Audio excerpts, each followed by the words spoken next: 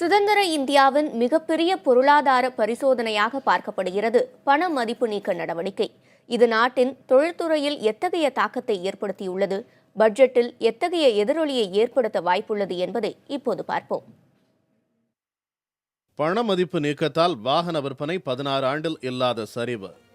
சிறு குறுந்தொழில் நிறுவனங்களின் வர்த்தகம் 2 பங்கு குறைவு.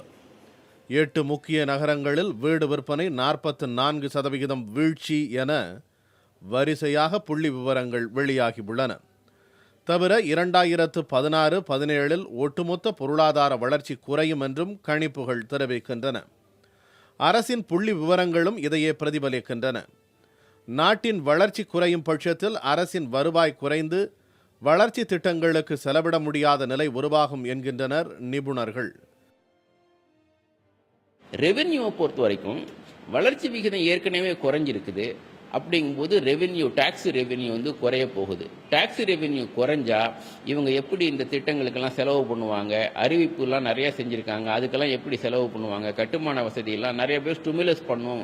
அரசு நிறைய பொது செலவுகளை அதிகப்படுத்தி வளர்ச்சி விகிதத்தை ஊக்குவிக்கணும் அப்படின்னு சொல்கிறாங்க. ஆனால் அந்த அளவுக்கு பொது செலவுகளில் ஊக்குவித்து வளர்ச்சியை ஊக்குவிக்கிற அளவுக்கு இவங்களுக்கு போதுமான வரி வருவாய் வருமா அப்படிங்கிறது மிகப்பெரிய கேள்விக்குறி. அரசின் முடிவு தற்காலிக பின்னடைவுகளை ஏற்படுத்தினாலும் கருப்பு பணம் ஒழிவது நீண்டகால நோக்கில் வருவாயை அதிகரிக்கச் செய்யும் என்கிறார் நிதியமைச்சர் ஜெட்லி. மேலும் ஜிஎஸ்டி வரி அமலாவதும் அரசின் வருமானத்தை உயர்த்த வழி செய்யும் என்கிறார் அவர். இதற்கிடையில் அரசின் நிதிநிலை நீண்டகால நோக்கில் வலுப்பட வாய்ப்புள்ளதால் வருமான வரி சலுகைகள் நடப்பு பட்ஜெட்டில் அறிவிக்கப்பட வாய்ப்புண்டு என்றும் கூறப்படுகிறது. இந்த பட்ஜெட்டில் தனிநபர்களுக்கு வரிகள் சார்ந்து பல சலுகைகள் வரும்னு நான் நினைக்கிறேன். லிமிட், அதாவது எவ்வளவு ரூபாய்க்குள்ளே இருந்தாக்கா எவ்வளவு வரி கட்டணுன்ற அந்த வரி விகிதங்கள் எல்லாம் தளர்த்தப்படும். 10 லட்சம் வரைக்கும் ஒருவர் இன்று 1,28,750 ரூபாய் கட்டுகிறார். இது பெருவாரியாக குறையும் நான் நினைக்கிறேன். என்னுடைய கணிப்பு பிரகாரம் 20 லட்சம் வரையும் சம்பாதிக்கும் ஒரு தனி நபர் குறைந்த அளவே வரி கட்டக்கூடிய ஒரு சூழ்நிலை உருவாகும் இந்த பட்ஜெட்ல நான் நினைக்கிறேன்.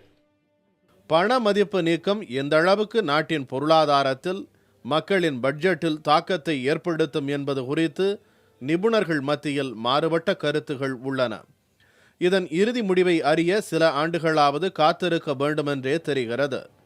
புதிய தலைமுறைக்காக செய்தியாளர் குழுவுடன் சேஷகிரி.